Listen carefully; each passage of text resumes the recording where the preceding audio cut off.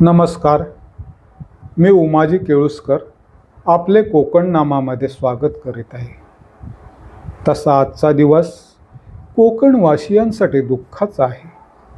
देशाचे स्वातंत्र्य उंबरठ्यावर असताना गुरुवार 17 जुलै 1947ला गटारी म्हणजेच दीप अमावस्येच्या दिवशी सकाळी 8:45च्या सुमारास रामदास बोट बुडाल्याने 678 प्रवाशांना जगण्याचे स्वातंत्र्य गमवावे लागले. मरणात भयानक मरण आगीत होरपळून त्याखालील भयानक मरण म्हणजे पाण्यात बुडून असे म्हटले जाते. हे पाण्यातील भयानक मरण काशाच्या खडकाच्या जवळपास समुद्रात या दुर्दैवी जीवांवर उडवले. त्यांना 15 ऑगस्ट 1947 रोजी देशाला मिळणारे स्वातंत्र्य पाहता आले नाही आणि जे या दुर्घटनेतून सुदैवाने वाचले त्यांनाही या स्वातंत्र्याचा निखळ आनंद घेता आला नाही. त्यांनी रामदास बुडताना स्वतःच्या डोळ्यांनी पाहिली होती. ती बुडण्याच्या प्रक्रियेचाच ते एक भाग होते. त्यांनी आपल्या सोबत प्रवास करणाऱ्या प्रवाशांचा उघड्या डोळ्यांनी बुडताना मृत्यू पाहिला होता.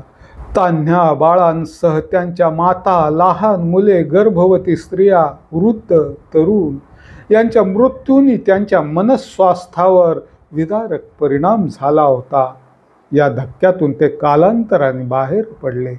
पण या दुर्घटनेने शेकडो मृत प्रवाशांच्या कुटुंबांची जी हानी झाली ती कधीही भरून निघाली नाही. बॉम्बे स्टीम नेव्हिगेशन कंपनीच्या रामदास बोटीची प्रवासी क्षमता 1000 माणसांची होती. त्या दिवशी बोटीत 48 खलाशी, 4 अधिकारी, 18 हॉटेलचा नोकर वर्ग व 673 अधिकृत प्रवासी अशी 773 माणसे होती. फुकटे प्रवासी 35च्या आसपास असावेत असे गृहीत धरले तरी बोटीत एकंदरीत 778 माणसे होती. या प्रवाशांत लहान मुले, तान्ही बाळे 100च्या आसपास होती. ही बोट उत्तमरित्या कार्य करीत असल्याचे प्रमाणपत्र 1 महिन्यापूर्वीच बंदर अधिकाऱ्यांनी दिले होते. ही बोट बुडाल्यावर बोट चालकावर क्षमतेपेक्षा प्रवासी व सामान भरल्याचा आरोप झाला. बोट सुस्थितीत नसल्याचाही आरोप करण्यात आला. आणखी बरेच मुद्दे उपस्थित झाले. 20 जुलै 1947 पासून Indian mercantile marine principal officer commodore Mills यांनी याबाबत चौकशी सुरुवात केली. या दुर्घटनेतून वाचलेले कप्तान शेख सुलेमान, फर्स्ट ऑफिसर आदम भाई यांच्या जवान्या झाल्या. त्यानुसार अपघाताच्या वेळी रामदास बोटीचा वेग फक्त 27 नॉट्स इतका मंद होता. वादळाच्या वेळी बोटीचे स्टर्न नेहमी लाटांशी काटकोनात ठेवायचा दर्यावर्दी प्रघात आहे. त्यामुळे लाटा फुटतात पण पाणी आत शिरत नाही. तेही कप्तान शेख सुलेमान यांनी केले होते. पण लाटा इतक्या उंच व निरनिराळ्या दिशेने येत होत्या की त्यावेळी प्रवासी घाबरून स्टार भागाकडे पळाले. ती बाजू अतिवजनाने खाली गेली. त्याचवेळी एक काळ लाट आली आणि तिने बोट खाली दाबली जाऊन ती समुद्र तळाशी गेली. हेच या अपघाताबद्दलचे त्यांचे स्पष्टीकरण ग्राह्य ठरवण्यात आले.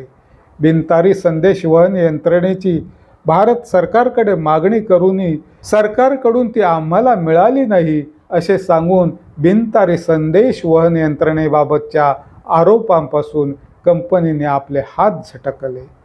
कमोडोर मिल्सने 27 जुलै 1947ला भारत सरकारला दिलेल्या चौकशी अहवालात बोट ओव्हरलोड व नादुरुस्त होती या आरोपात तथ्य नसल्याचे सांगितले. त्यामुळे या अपघाताच्या जबाबदारीतून कंपनी निर्दोष सुटली. मात्र या चौकशीतील काही बाबींची जबाबदारी थेट भारत सरकारवर येऊन पडली होती. त्यावेळी दिल्लीत संमिश्र सरकार होते आणि ब्रिटिश भारताला स्वातंत्र्य देण्याच्या प्रक्रियेत होते. त्यामुळे समुद्रात ज्या प्रकारे लाटेने रामदास बोट दाबली गेली त्याच प्रकारे या घटनेचे गांभीर्य अनास्थेच्या सागरात दाबले गेले.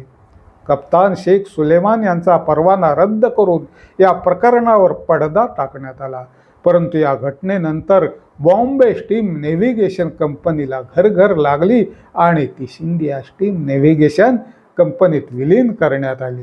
पण यानंतर कोकण बोट प्रवासात खूपच सुधारणा झाल्या. पावसाळ्याच्या काळात 4 महिने बोटी कायद्याने बंद करण्यात येऊ लागल्या. बिनतारी संदेश वहन यंत्रणा आदी अद्ययावत साधने बोटीवर बसवण्यात आली. बोटींचा प्रवास खूपच सुरक्षित झाला. पण यासाठी रामदास बोटीचा बळी जावा लागला हे दुर्दैवच म्हटले पाहिजे. त्यापूर्वी 11 नोव्हेंबर 1927ला तुकाराम आणि जयंती या प्रवासी बोटी समुद्रात बुडाल्या होत्या. तुकाराम, जयंती आणि रामदास बोटीची जलसमाधी भारतीय नौकानयनाच्या इतिहासातील न पुसता येणारा धडा झाला. पण त्यापूर्वी आंतरराष्ट्रीय पातळीवर 1912ला टायटॅनिक बोटीच्या जलसमाधीने जगाला हादरवलं होतं. टायटॅनिक बोट आंतरराष्ट्रीय समुद्रात बुडाली. तांत्रिक चुका, सूचनांकडे दुर्लक्ष, कप्तानाची घमेंड त्या अपघातामागचे एक प्रमुख कारण होते. असे असले तरी अमेरिकेने त्याचे स्मारक केले. त्यावर कथा, कादंबऱ्या, चित्रपट निघाले. परंतु भारताला, महाराष्ट्राला हादरवणाऱ्या, संपूर्ण कोकणाला दुःखात लोटणाऱ्या या दुर्घटनेनंतर या एकूण 80 वर्षात महाराष्ट्रासह देशात अनेक स्मारके झाली. पण रामदास बोटीचे, त्यात बळी पडलेल्यांचे स्मारक करावे असे स्वातंत्र्यानंतर कोणत्याही सरकारला वाटले नाही. कोकणातील लोकप्रतिनिधींनीही तसा सरकारकडे कधी आग्रह धरला नाही की त्यासाठी प्रयत्न केले नाहीत.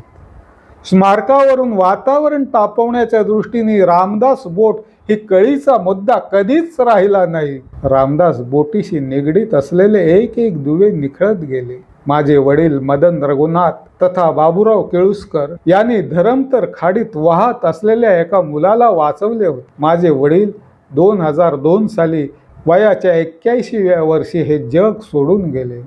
या अपघातातून वाचलेली मंडळीही एक करून काळाच्या मुखात गेली. त्यावेळी 12 वर्षाचे असलेले विश्वनाथ शांताराम उर्फ बारक्या मुकादम यांचे 18 मे 2019 रोजी वयाच्या 84व्या वर्षी वार्धक्याने निधन झाले. इतरांचे वृद्धापकाळामुळे मृत्यू झाले. काही जण अजून असतील, पण हे अखेरचे दुवे किती वर्षे टिकणार आहेत?